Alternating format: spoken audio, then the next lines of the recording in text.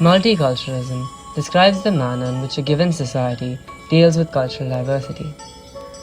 Based on the underlying assumption that members of often very different cultures can coexist peacefully, multiculturalism expresses the view that society is enriched by preserving, respecting, and even encouraging cultural diversity.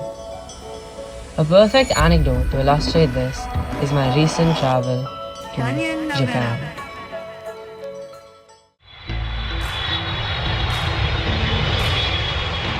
A world leader in the automotive industry, and home to some of the most iconic and trailblazing cars that anyone can wish to drive. But somehow, this did not quite seem to be my story. As I drove in the streets of this mega city of Tokyo, it was impossible not to be aware of the differences from my home city of Mumbai. These new visual stimulations and road rules kept me aware and alert while driving.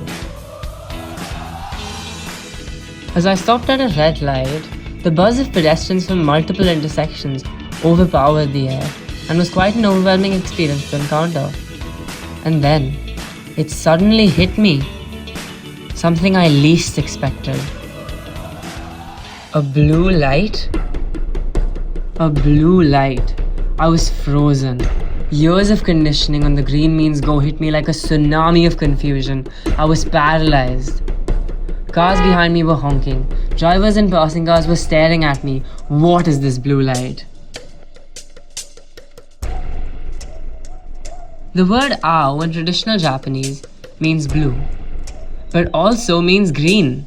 It covers the entire spectrum of blue to green and harks back to the traditional inception of the Japanese language.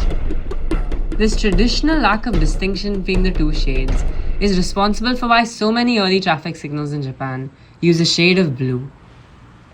The uniqueness of Japanese culture is all-pervading and has its tentacles in the traffic infrastructure as well.